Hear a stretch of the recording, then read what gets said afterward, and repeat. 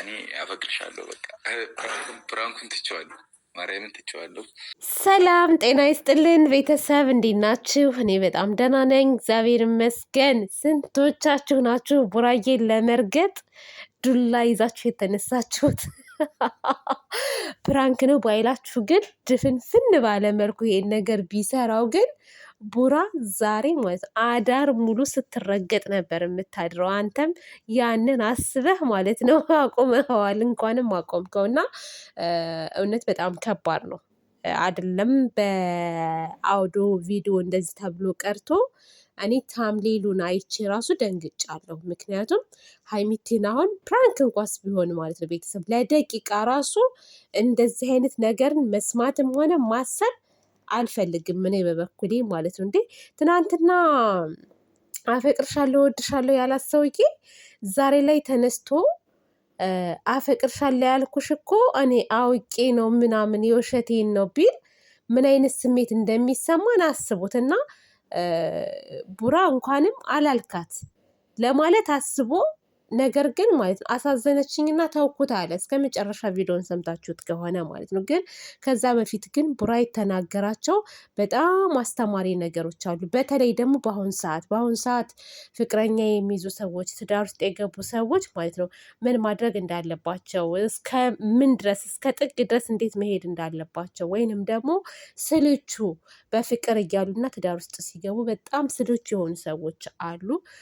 አሁን እንደምናየው ትዳር እውነት ለመናገር እኔ ምንድን ነው የምለው እና ዛሬ አገቡ ተብሎ ከ6 ወር በኋላ ተፋቱ የሚባል ነገር ነው የምንሰማው ብዙ ጊዜ። በቃ ወይኔ ደስ የሚል ትዳር በጣም ሰው የሚቀናባቸው የተባሉ ሰዎች ተለያዩ ሲባሉ ነው የምናያቸው። እኔ ምሳሌ ራሱ ልነግራችሁ እችላለሁ። እውነት ለመናገር ምሳሌ አሁን የማናት የጂጂኪያ ልጅ ማለት ነው ሳምሪ እና ፋኒ አሁን በወጣትነታቸው 2 ልጅ ወልደው ደስ የሚል የፍቅር ጊዜ የትዳር ጊዜ ነበር ያሳለፉት።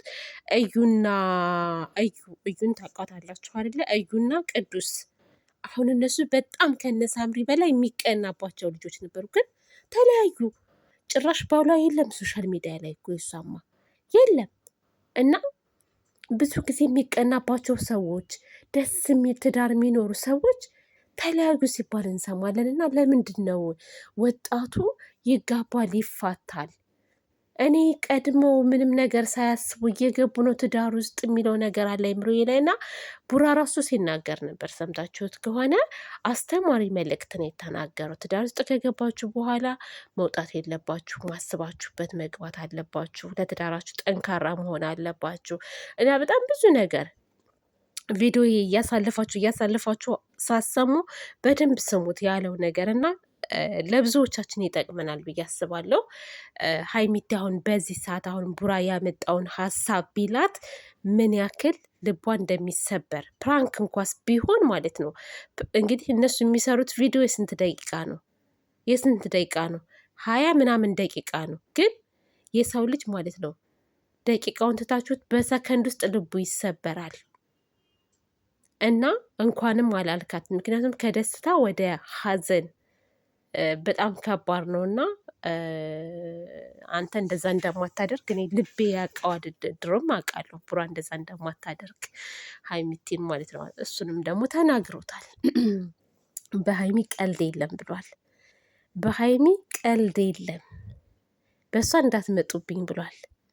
እና በጣም ደስ ይላል እውነት ለመናገር ያላችሁበት አሁን ሁኔታ በጣም ደስ የሚል ሁኔታ ነው። በመሀላችሁ ሴጣን አይግባ። ሴጣን አንዳንድ ጊዜ እኮ ፕራንክ ተብሎ ራሱ ሴጣን ይሰማል። ቡራዬ ለሴጣን ራሱ ሹክታ ማሰማት የለባችሁም እናንተ ልጆች በፍጹም። እና ለማንኛውም እንኳንም አልነገርካት፣ የልብ ትርታዋ ጨምሮ ነበረ። በሰው አስመስሎ ነገራት። አንድ የሆነ ሰው እንዲህ ነው ሲል ይቅርታ አታደርግለትም ማለት በፍጹም አለች። በፍጹም ይቅርታ አላደርግለትም። እንዴት ይደረግለታል? ቤተሰብ ይቅርታ ስታደርጉለት ያንን ሰው በአብራችሁት ላለመኖር ነው፣ በአብራችሁት ላለመኖር የምታደርጉለት። ደግሞ እንኳንም ቀረብህ እንጂ እሷ በጥፍ መታን የምታሰቃይህ ማለት ነው። እና አንዳንዴ ፕራንክ የምናደርጋቸውና ማናደርጋቸውን ነገሮችም ለይተን ማወቅ አለብን ማለት ነው። አስደንጋጭ ነገር መሆን የለበትም። የሚያስደነግጥ ሳይሆን ፈታ ዘና የሚያደርግ ነገር እንደዛ አይነት ነገር ብሰሩ መልካም ነው ብዬ አስባለሁ። ለማንኛውም ከሰው ቁጣ ከሰው ዱላ ተርፈሃል ቡራዬ። ከሀይሚቲም እምባ ምንድን ነው አልቅሰሽ እንድታዝኝብኝ አልፈልግም ብሏል። እውነት ለመናገር ቤተሰብ የሴት ልጅ እንባ ማለት ነው ከባድ ነው። እንደው እህቶች ወንዶች ሴትን ልጅ የምታስለቅሱ ወንዶች ማለት ነው ይደርስባችኋል። እውነት ትቃጠላላችሁ፣ ትንገበገባላችሁ።